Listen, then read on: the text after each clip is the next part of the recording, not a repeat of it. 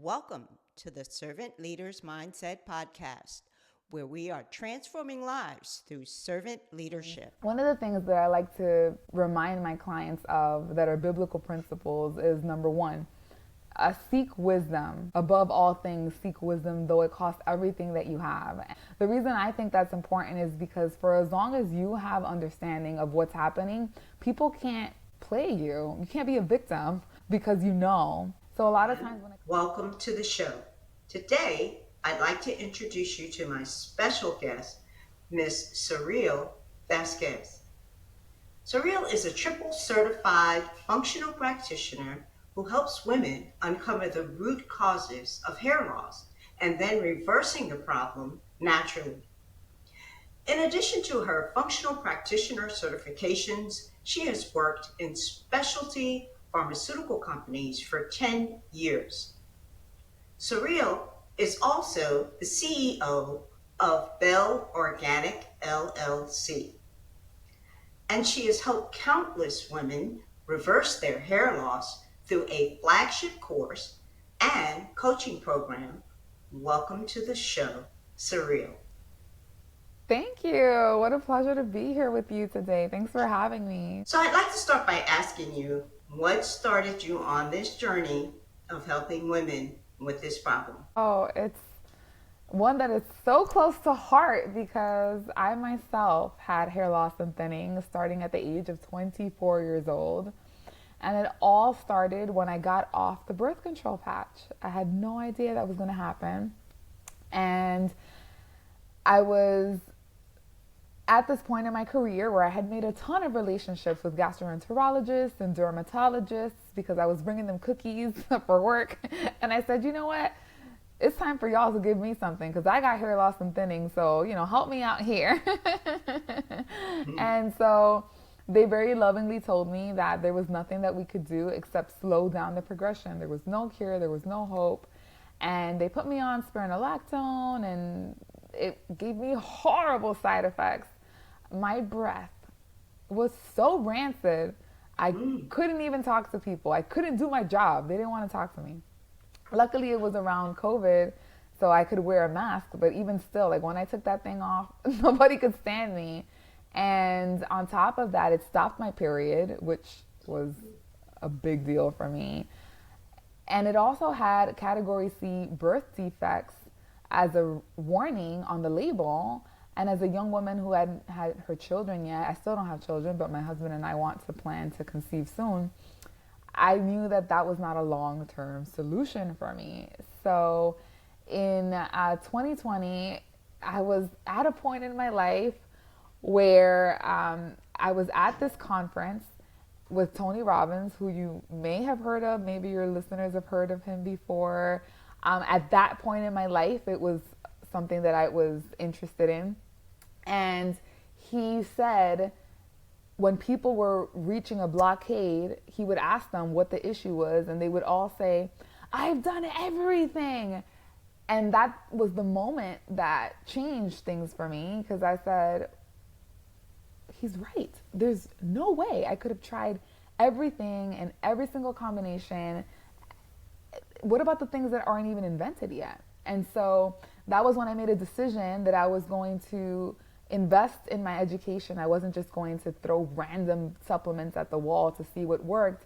I was going to really learn about the body and how it works and what is necessary to help a woman regrow hair naturally. So I spent $75,000 that I didn't have in 2 years earning certifications and buying the expensive labs and going to the expensive practitioners and doing all the expensive protocols until I finally figured out what was, really the root cause of some of these issues across the board for this silent epidemic. And there was a point in my experience where I had gotten so far. I had done so much work with hormone balancing and allergies and my immune system, and I had done so much work restoring blood flow to my scalp, and it was working, but I still didn't know how to break down the scar tissue that I had created from years of eating inflammatory foods or just being exposed to inflammatory substances like mold, like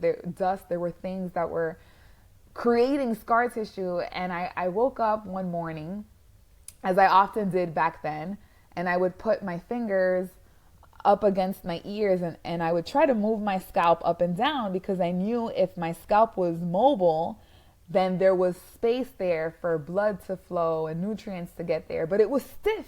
It was so stiff.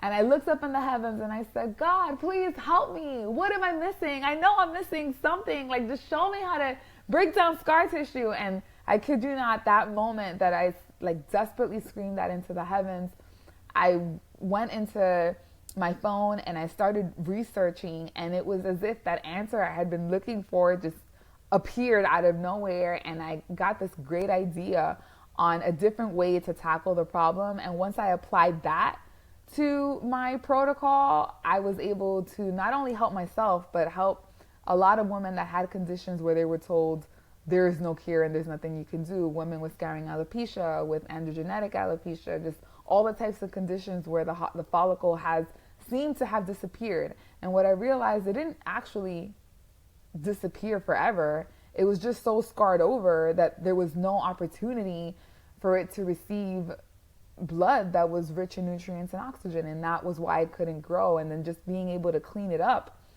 that area, help break down the scar tissue, help address why the blood doesn't have the oxygen, why it doesn't have the nutrients. Like, there's gut function involved there, there's inflammation involved there. Then we create an environment where that miracle is possible. And I say it's a miracle because it absolutely was a miracle for me. And I feel like for the clients that I'm able to help, they think about it the same way. But that is how I got started in it. It was just a lack of resources in the traditional realms that I had worked in for so long. I had no other choice but to go to ancient remedies and divine wisdom. Very, very interesting. Wow. That's quite a journey. So nowadays, okay, it's very acceptable where women wear wigs and extensions to enhance their hair. Um, as an entrepreneur, how did you find this market for a business with women who are seeking to grow their natural hair and not depend upon extensions and wigs and so on? I realized that there must be other women out there like me that didn't want to accept the fate that drugs were their only option, that there was nothing we can do. And I knew that they were all looking for a natural solution. So I did what they all did, which was go to the Facebook groups and Google the crap out of everything and spend hours on YouTube researching stuff and trying to apply what I learned on these random videos to see if they made a difference. And by doing that myself, I was able to create a community. I have a Facebook group called Reversing Hair Loss Naturally. And, it's 5 years strong. So there's we're growing.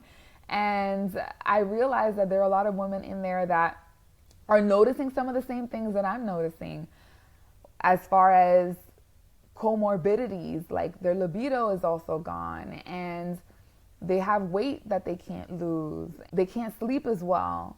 All of these different things that also get addressed when you go after some of the root cause resolution factors, addressing sleep, addressing hormone balance, addressing inflammation. Those are some of the things. And by being very aware that I wasn't alone and there were these other women, that actually was part of what helped me get to the other side. Because when I invested in my health, it wasn't just in my health. I felt like I was investing in the future of other women that I wanted to help once I got through this. And part of what started my journey also was my father got prostate cancer.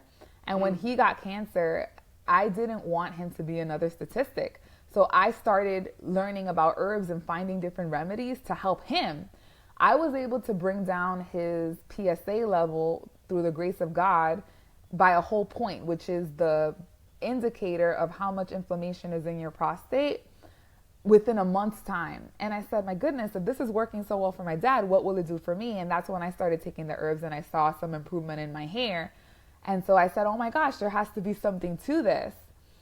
And that helped fuel my journey. And getting the word out there has been easier than I thought to do because women have been receptive to it. It's like they understand that there is a deeper root cause than just superficial hair loss, and they're willing and open to understanding what is it that their body is craving and needing, so that they're not expressing not just the hair loss but some of these other symptoms.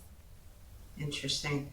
So are there other underlying diseases and causes that cause hair loss? Like, for instance, you know, there can be many things like stress. I know women lose their hair when they're stressed. And then, in particularly, I was going to ask you, is this a prevalent problem mostly among women of color, African American women or women of color, and just in general of all stripes and sizes? Um, Obesity, poor diet, those kinds of things that we find a lot of in ethnic communities. So, can you tell me what in your practice have you found to be some of the most prominent problems that are causing hair loss? I definitely have some usual suspects, so to speak. When I help my clients, that onboarding process doesn't include a whole bunch of labs. And the reason it doesn't is because I'm measured as far as whether or not working with me has been a success based on whether hair grew or it didn't grow. Whether, it either did or it didn't, and that's it. And so I don't need to chase different blood sets or blood lab results to get someone to feel confident in the success in what we're doing. With that being said, there are certain symptoms that present often with women with hair loss. So to answer your question, H. pylori is one, candida overgrowth, estrogen dominance. Of those three, only one is recognized by traditional medical influences. They don't have a diagnosis code for estrogen dominance. They don't have a diagnosis code, as far as I'm concerned, for candida overgrowth either. As a matter of fact, I've heard of practitioners say that they don't understand how that's necessarily a thing, although that may have changed because that interview was from years ago. And science is always evolving and people are always growing in there. As hypotheses are being tested, more and more people are adopting different ways of thinking and they're starting to discover new things. And so I have people of all different backgrounds in my community. I do find that within the range of people that use helper hair or have are of ethnic descent, like myself, I'm Dominican, and the people in my community, we eat a lot of rice and we eat a lot of foods that aren't that healthy, and I think that does contribute to the problem. And for the clients I've had that are African American, I have seen more of that widening gap. I've seen more of the alopecia that is affecting how visible the scalp is, and that's spreading as a more common problem for them. And that is just telling me that they're creating more scar tissue based on the way that they are, eating or living their life, which a lot of us do the same, right? But it just all expresses in different ways. When you eat a lot of sugar, you make yourself more conducive to fungal overgrowth, like candida overgrowth, because that feeds it. And when you eat a lot of sugar, your immune system is not that strong. And what happens is something like candida, which is normally found in everyone, will take advantage. It's a pathogenic bacteria. It'll say, oh my gosh, you guys, Saril, her immune system is down. It's time to populate. And they'll just grow out of control because they know I can't do anything about it. So they're sneaky like that. And, in every culture, especially in the American culture, we're eating a lot of what we call the standard American diet, sugar, bread, and all that other stuff that is very toxic to us, the pasta and all of these things. But the food is just inundated with toxins, like the glyphosate, these toxicants that they basically are like an antibiotic to our gut. That plus we're exposed to radiation and just all of these things. It's such a bigger burden on our body. It really sets us up to not be healthy. And so in cultures, like mine and yours, where we're eating a lot of fried foods, we're also eating foods that are damaged by the oil. Like we're using oils that are oxidizing, and because we're heating them too high. And then when that happens, we're ingesting something that's inflammatory to us, and that's ruining our cells. And as we're creating more inflammation, we're aging faster. We're making our body less resilient, less able to act the way that it did when we were teenagers. And so that creates that issue. And I think that's the reason why we notice certain patterns in certain cultures. I don't think it's so much genetics, though people believe that because that's how we've been trained to think. I think it's more so the way we live our lives, the lifestyle, the foods that we choose to eat. Like I also have a lot of people from India in my practice that are having issues with hair loss, and it's also very thinning. The gap is very wide and it's spreading across, and they eat a lot of rice, just like Dominicans, right? And so there are 5 foods that I ask my clients to stay away from, and that's sugar, gluten, dairy, corn, and rice. And those 5 foods, I find, once they're removed from the diet, we create an environment where the body's like, all right, you stop bombarding me, so now I can start doing some cleanup work. I'm not on the defense trying to survive. Wow. That's really interesting. Well, I was thinking about too, the most recent being all of those cases with women who used chemical straighteners and those kinds of things, particularly in the African American community, and then other things that women were using, particularly African Americans, to either, now there's more this trend of going for natural hair, but it has caused other illnesses as a result of trying those different chemicals to make the hair do something different. So, and dyes, as well. So, and that affects probably all races and cultures. So we talked a lot about the problem. What is some? No, may go I touch ahead. on what you were saying? Because And the other thing you forgot to show us was the picture. I just was thinking about that too, that I had to make a segue into that. But this is what I used to look like before I got to the root cause of my issue. Just my hair was thinning all around. And then I also had these bald spots on my crown, and that was just spreading. And I had hair loss in a lot of different places. It was just see-through, completely see-through all over because it was so thin, and you can see the darkness under my eyes because of the lack of circulation and how much toxicity I had. But what I wanted to say about the different substances that people have been introducing to their hair to make it behave a different way is that sometimes you'll notice people use whatever trending product there is to get whatever result with their hair, and their hair will end up worse, and we'll wonder, well, was it that product?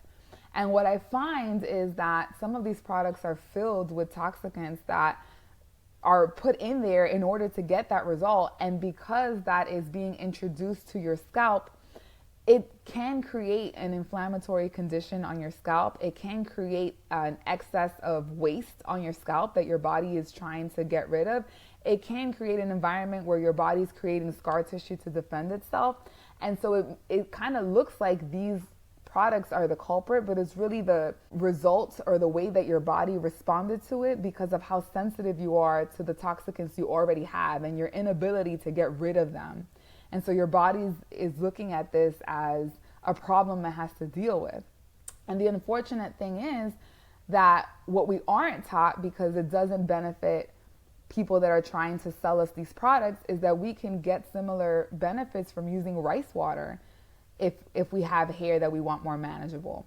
My hair is pretty curly. It can get a lot curlier and it can get drier at times and harder to manage. But if I take rice and I put it in water overnight and then I throw the rice away and I keep that rice water in a fridge, it will make my curls more defined, more manageable. And it really does depend on your hair porosity. So I have There's low porosity, medium porosity, and high porosity hair. And that word porosity indicates the shaft and how many pores are in the shaft. The more pores, the easier it is for things to get in, but the easier it is for things to get out. The less pores, things can get in, but it's harder for them to get out. So what that means is if I use rice water in my hair, it might take me a couple washes, a lot of washes for me to get it out. But maybe someone with high porosity hair, which is normal for people that might have thicker or curlier hair than me, or a little coarser hair than me, then maybe it'll come out faster, but they can still have a positive effect on how their curl is behaving and how they're nurturing their hair by using the rice water, because what that is doing is putting protein back into the shaft and it's sealing it. It's helping to make that strand softer and more manageable. And besides that, if you have high porosity hair, you can use butter, you can use creams and oils, and these things are maybe a little bit more work than using one chemical thing one time, but absolutely worth it in the long scheme when you're looking at longevity of your hair and creating a healthy texture and hair that can grow long and make you feel beautiful. Very interesting. So, could you tell us, getting to the solution stage, how does your flagship course, is this an online course? So this is women who may not live, you're in the Florida area, so you have a online course and coaching programs. Are they group coaching programs? And what options do people have if they want to go through your programs and your process to regain their hair? I can tell you what that looks like. It starts with an onboarding process where I provide an intake form that asks everything from were you born vaginally or from a C-section all the way to did you get the virus that was going around and the medication for it. And what that does is it allows me to put a timeline together of what were all the points in your life that set you up to express that gene.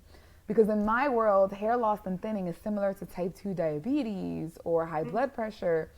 You have the gene, you can express it, but you don't have to express it if you live your life in a way where you manage it. And then it's almost like you don't have it because you're not expressing the symptom, right? And so it's important to be able to put together the timeline of events. For some people, it was they became vegan and they ate a lot of sugar from fruits. They moved into a moldy home. They got COVID. They had a death in the family. There's a lot of different things that can be that triggering event. But leading up to that triggering event, there was also, they got their tonsils out. They had amalgams in their mouth. So there's all these different things that come into play that could have made them more susceptible because their immune system was affected, their ability for their body to balance hormones was affected, and all of that made them more susceptible to expressing the hair loss gene. So once we have all of that information, then I'm able to create a roadmap to Healthyville, which is what I like to call it, because I'm helping them understand, okay, these are the symptoms, and these symptoms are attached to this system. Is it the digestive system, the endocrine system, the nervous system, whatever the system is? And so if we support the systems that are expressing the symptoms, then we can create a body that is able to grow healthy hair. We're just going to reverse engineer this body. Of course, keeping into account that we've addressed hormone regulation, allergies, the body's ability to detox effectively, and the 5 non-negotiables, which are inflammation, blood sugar balance, circulation of the blood and the lymphatic system, sleep, and making the gut healthier. There's a lot of things that come into that, which is sealing the gut lining, increasing stomach acid, making sure there's no low-grade infection going on, a lot of different things. The gut microbiome has to be populated well with beneficial bacteria. So all of that comes into play, but that is how we start to create a person that can regulate itself, because we don't want to give it something that's going to fix the problem. We want to empower the body to fix itself. That's the goal. Yeah, that's fascinating. Fascinating that you are trying to work with the natural systems of the body trying to heal itself rather than depending upon external kind of pharmaceuticals to make that process happen. Not to say there's anything wrong with that. I'm just saying that that's your way of treating these women. So, if so, I wanted to ask you, how does your? You told me you were a Christian, and when we had a conversation when we first met, and so I wanted to ask you how how your theology as a Christian informs how you serve your clients. Oh, so good. I wish people asked me questions like this more often because I love talking about God and, his incredible ability to save the day when you think that you've run out of choices. Like he just comes in at the nick of time. And one of the things that I like to remind my clients of that are biblical principles is number one, seek wisdom. Above all things, seek wisdom, though it costs everything that you have. And that's somewhere in the book of Psalms. But the reason I think that's important is because for as long as you have understanding of what's happening, people can't play you. You can't be a victim because you know. So a lot of times when it comes to the medical model, people get into the habit of just surrendering everything, their health, their life into someone else's hands and just trusting everything they say. But nobody knows your body better than you, and nobody has an interest in making sure you succeed more than you do. So take it upon yourself to learn. And so I tell my clients, I'm not the end all be all that knows everything. I'm here to help you navigate your own journey. And this is a dynamic process where I'm making suggestions and you're noticing things and we're putting our heads together. And so part of the course, it's a 10 module course. We have one-on-one coaching. We also have group coaching. The group coaching part is my favorite because sometimes we run challenges. I'm doing a challenge right now. It's a 21-day challenge, and all of us are not eating sugar, gluten, dairy, corn, and rice. Like we're all avoiding it together, and we're making it a spiritual component. Like some of us, not all of us are Christian, but I encourage my clients to go ahead and make it a 21-day spiritual fast as well, so they get the added benefit of having a miracle in the process. I have so many miracles that have happened in my life from doing extended fasting. So I know I'm not supposed to be bragging about it because the Bible tells me not to, and I'm not bragging, but I will say that I'm doing a 40-day fast right now, and with my husband, and one of the things that he was fasting for was a breakthrough at his work, and he just got the biggest raise he ever got last week, and he didn't even have to ask them for it, and it was just all part of him giving something up for God. And so even myself, when I was asking God, am I going to get married? I did another extended fast, and 10 days after the fast, I met my husband. And so miracles happen all the time from these extended fasts. And sometimes God uses them to be able to cut through the noise, all the distraction that's in the world, and speak to us directly on things. And, God has been speaking to me, and it's a beautiful thing to be able to direct my clients to abstain from these foods while they also seek a moment of prayer and gratitude in the morning, and bring a direct request, question, whatever it may be, to God during these 21 days to see what happens. And that's how they compound their efforts and get more out of it. And so the last thing I will say about that is another biblical principle that I introduce to my clients is this concept that fear is not from God. And fear can very easily become a self-fulfilling prophecy. Developing, a spiritual life is really important because it rounds out those solutions that you're not really depending on any individual, but you really are depending on God to bring you the answers however he chooses to bring them to you. So Yeah, yeah. absolutely. And I feel like a lot of people aren't tapping into the idea that they can ask God very direct questions and he can answer them very quickly through a fast. There's just a lot more space for miracles to happen much more quickly. And I like to have all of those concepts very front and center in my practice. The idea of fasting and making it spiritual, the idea that if you have fear that you're not going to regrow your hair, then it's definitely not going to happen. You have to believe it's going to happen and not question it. And the idea that you should question everything and you should, meaning that don't just believe what people are telling you, go and look it up.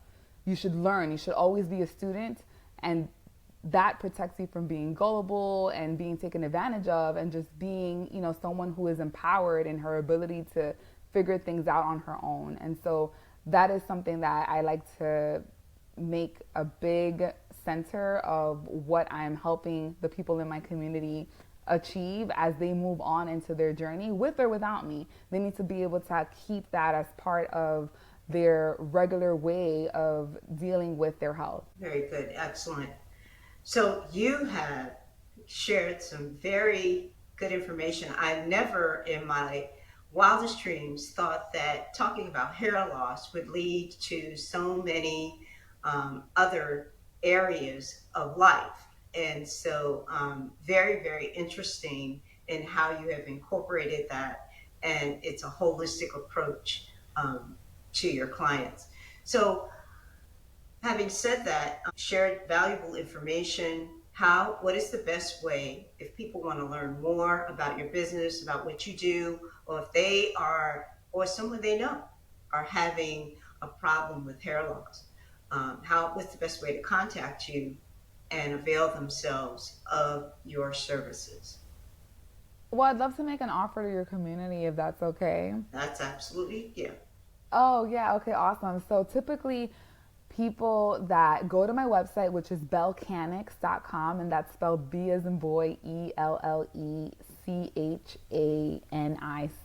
So it's like you're a mechanic, but of your own body. So you're a bellcanic. So that's where the term came from. So bellcanics.com is my website, and when you go on there, a quiz will pop up, or you can go up to the top and click on quiz. And that is a quiz that gives you an understanding of what your expectations could or could not be for natural hair regrowth based on the results that we've gotten in my practice. And at the end, there is an opportunity to have a symptoms decoding session.